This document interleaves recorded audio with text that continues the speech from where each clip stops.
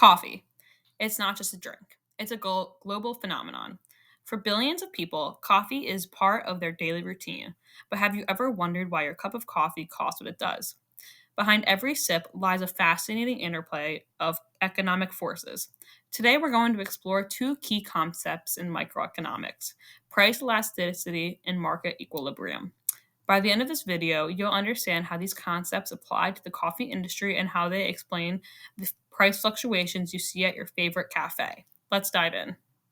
Let's start with price elasticity of demand.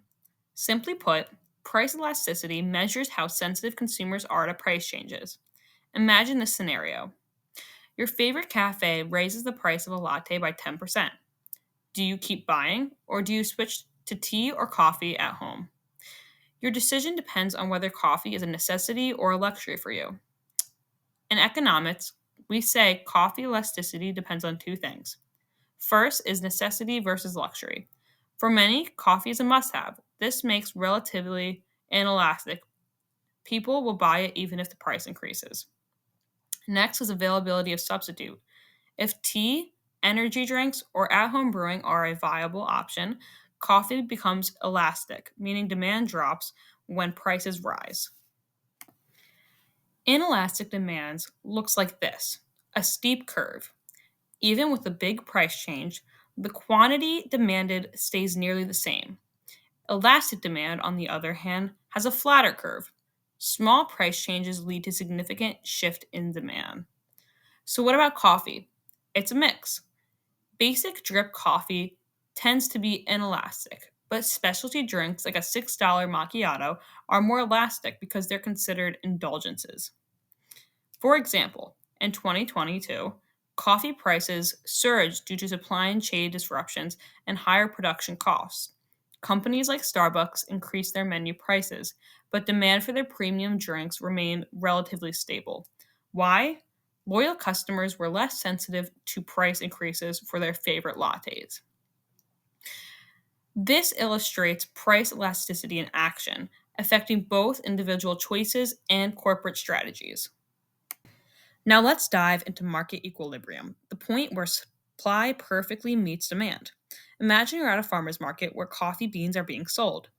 Each seller has their own price point, and buyers decide whether the price is worth paying. If prices are set too high, customers balk, leaving sellers with unsold stock. But if prices are too low, buyers rush to purchase, and soon there's nothing left on the shelves. Neither scenario is sustainable. Market equilibrium occurs at the sweet spot. The price for the quantity of coffee that sellers are willing to supply equals the quantity that buyers are willing to purchase. But here's where it gets tricky. Equilibrium isn't a fixed point. It's constantly shifting in response to real world factors that influence supply and demand. For example, let's look at a supply shock.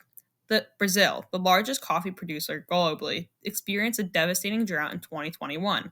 This drastically reduced the coffee harvest, meaning there was less coffee available for the same level of demand. In economic terms, this shifted the supply curve to the left, reducing the quantity of coffee available at every price point. The result? A new equilibrium, where the price was significantly higher due to scarcity. During that drought, global coffee prices soared by nearly 50% within months, affecting everything from wholesale markets to your local coffee shop. Sellers had to raise their prices to reflect the increased cost of sourcing beans, and consumers felt the pinch. Now let's flip the script and look at demand shocks. Consumer preferences and trends play a huge role in shifting demand.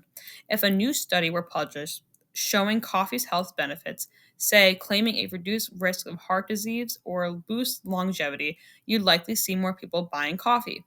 This shift would put the demand curve to the right, meaning buyers are willing to purchase more coffee at every price point. The result? A new equilibrium with prices and quantities higher. Another demand side example is the explosion in popularity of cold brew coffee over the past decade. Once a niche product, cold brew has grown into a $1 billion market, driven by millennials and Gen Z consumers. As demand for this specialty drink surged, it pushed equilibrium prices for premium coffee varieties. This interplay between supply and demand, whether it's due to environmental crises, changing consumer preferences, or even global trade policies, keeps the market dynamic. Equilibrium is not a destination, it's a constantly moving target reflecting the real time balance of what people want and producers can provide. Now that we've covered the basics of price elasticity and market equilibrium, let's take a closer look at how these concepts create real world consequences in the coffee industry. The interplay between supply, demand, and consumer behavior doesn't just affect pricing, it shapes entire business strategies. Take the example of coffee shocks. Imagine a scenario where a major coffee producing region faces a natural disaster, like a frost in Colombia or a drought in Brazil. This causes a decrease in coffee beans available on the market, and coffee farmers struggle to meet the usual supply demands. As a result, the market adjusts and coffee prices begin to rise. This is a direct consequence of the shift in supply. Supply shocks like these are particularly impactful because coffee has a relatively inelastic demand. That means even when prices rise, many consumers, especially those with a deep coffee habit, won't immediately stop buying. But over time, even loyal coffee drinkers might switch to cheaper alternatives, or worse, they might start drinking less.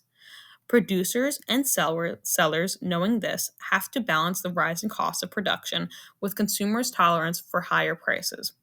So while prices go up due to lower supply, coffee companies can't simply keep hiking prices indefinitely. This is where market equilibrium comes into play. When a shock like a drought disrupts the balance, the market seeks a new equilibrium. The price of coffee rises to match the reduced supply, but at some point, if the prices go too high, fewer people will purchase coffee and demand will fall. That's the balancing act producers must manage and finding that price point where they can cover costs and still attract consumers. On the flip side, let's talk about demand side shifts. Consumer preferences can also drastically impact market equilibrium. Over the last decade, specialty coffee drinks like cold brew have surged in popularity. What once was a niche drink has now become a multi billion-dollar industry. As demand for these specialty products increase, so does the price. Producers and roasters, seeing the consumers are willing to pay more for premium offerings, raise prices to meet that demand. These demand driven shifts only happen without any change in the underlying supply chain. In fact, supply may remain steady or even increase. What's changing is consumer behavior. With more people willing to pay a premium for coffee or environmentally sustainable products, businesses respond by offering more of these higher priced products. And as long as consumers are willing to pay, prices stay high. Consider how coffee businesses have adapted to sustainability trends. Coffee consumers are increasingly looking for ethical and environmental friendly options. This demand for sustainable, fair trade certified coffee has given rise to premium priced products. As a result, coffee producers can charge more, knowing that consumers who prioritize these values are less price sensitive. Businesses that capitalize on these demand shifts can create a niche for themselves and maintain higher prices, even if their cost of production doesn't change that much. The result is that the price of coffee across the board doesn't just fluctuate due to supply shocks, but also because these deeper shifts in consumer preferences. Ultimately, the coffee market is constantly adjusting, not just because of changes in how much coffee is available, but also because of how much consumers are willing to pay for new and innovative coffee products. Whether it's global supply shock or an emerging trend like sustainable sourcing, these factors continuously influence how much you'll pay for the next cup. Understanding how supply and demand affect coffee prices isn't just about economics, it's about recognizing the forces behind what goes into making your cup of coffee. So let's recap what we've learned today. First is price elasticity of demand, which shows how sensitive consumers are to price changes. In the coffee industry, elasticity varies. Basic coffee is inelastic, while specialty drinks are more elastic. Next is market equilibrium, in where supply meets demand. But in coffee, external factors like weather and trends constantly shift equilibrium prices. Lastly is real world events. From droughts to health trends, These illustrate the concepts in action, explain why coffee prices fluctuate. So, next time you're enjoying your coffee, remember the economics brewing behind the scenes. Whether it's your budget cup or a luxury latte, there's a story of supply, demand, and elasticity shaping every sip.